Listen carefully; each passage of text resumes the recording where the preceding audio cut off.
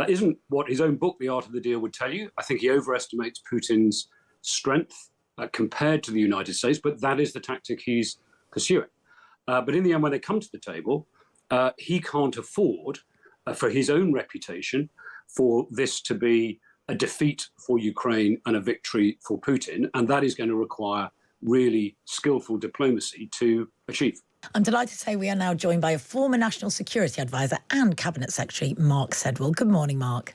Good morning. Thanks so much for being here today. Now, as John Herbs sort of indicated in the interview I did with him a little bit earlier on, the US is not practicing tactful diplomacy. In fact, it seems to be behaving a bit like a bull in a china shop. Does careful diplomacy still matter, do you think?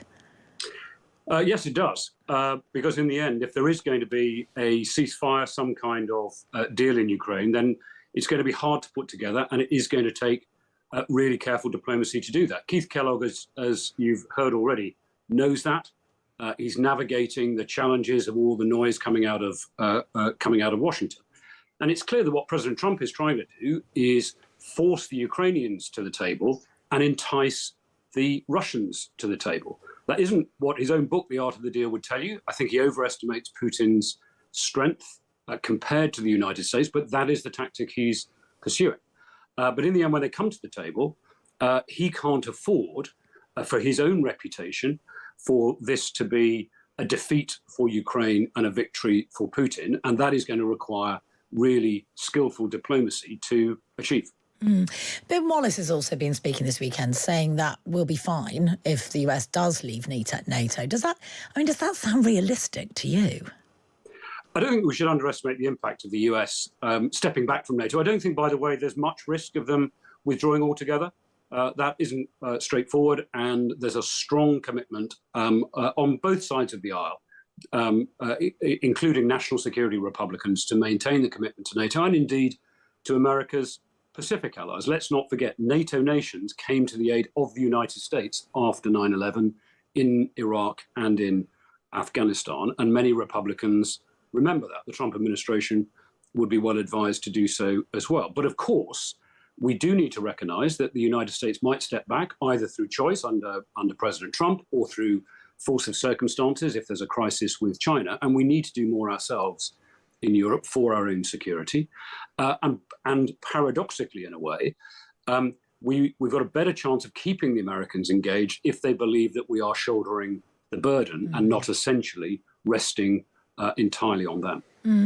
On that note of trying to do our best to keep the Americans engaged, I'm just wondering if it's going to be possible for us to really persuade and convince Trump to care about Ukraine. So Tim Shipman's piece in the Sunday Times, which we've been discussing this morning, about the special relationship, has this great detail about cookies being served at a meeting between Healy and Hegseth, one with stars and stripes on them and one with a Union Jack on them.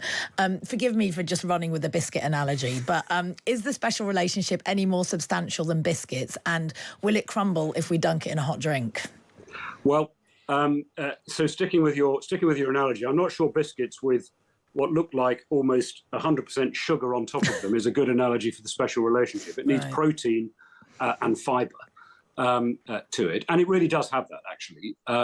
Particularly in the intelligence exchanges, where the UK is an essential partner of the United States. This is not a one-way street. And of course, in other areas as well. Defense, security, we need to deepen, my view, we need to deepen the economic relationship with the United States as well.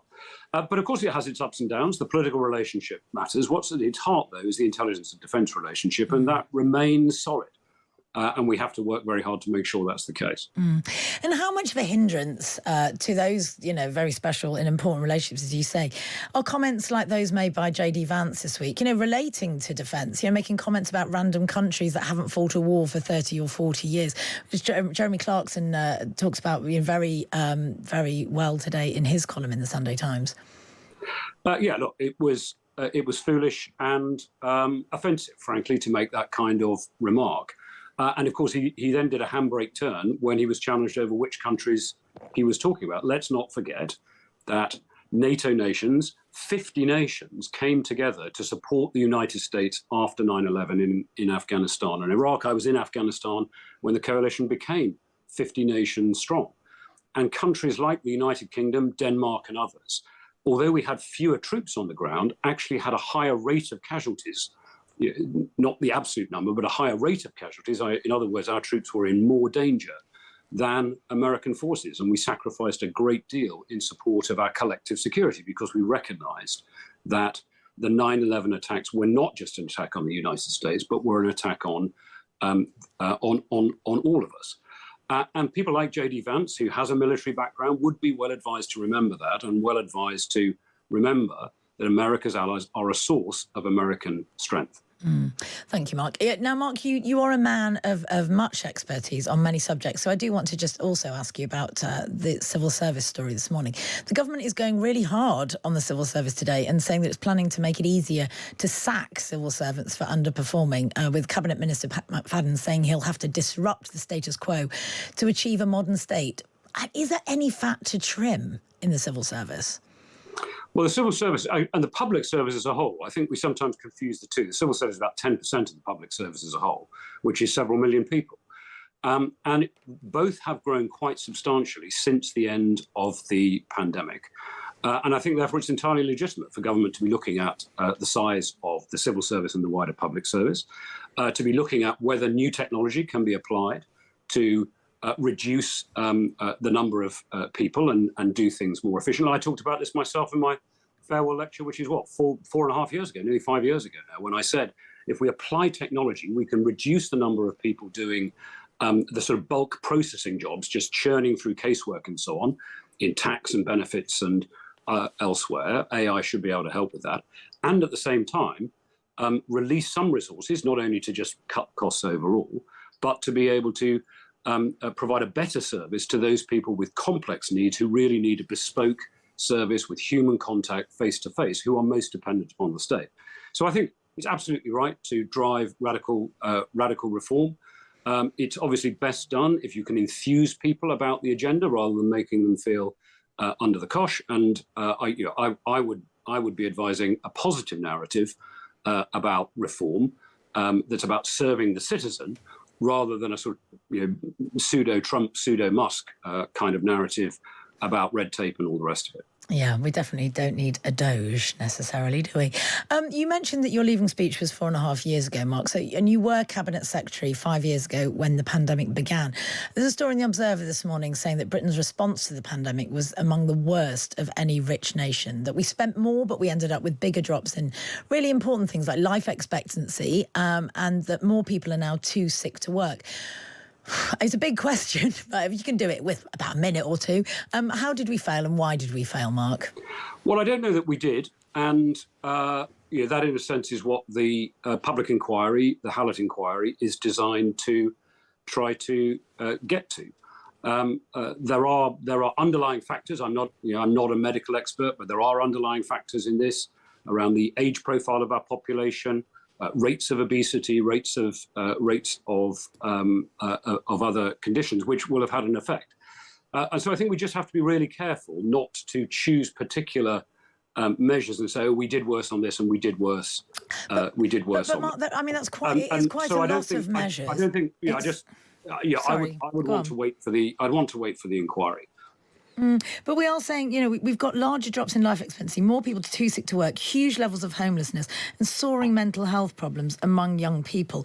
As I mentioned earlier in the show, I was in the US during the pandemic, where actually there's much less economic assistance given, across the board to people, and which has higher rates of obesity than the UK. Yeah. So you would have expected actually, for the US to have had a much bigger, worse sort of fallout from COVID 5 years on, but it hasn't. So by these metrics, we did do badly. We did fail, didn't we?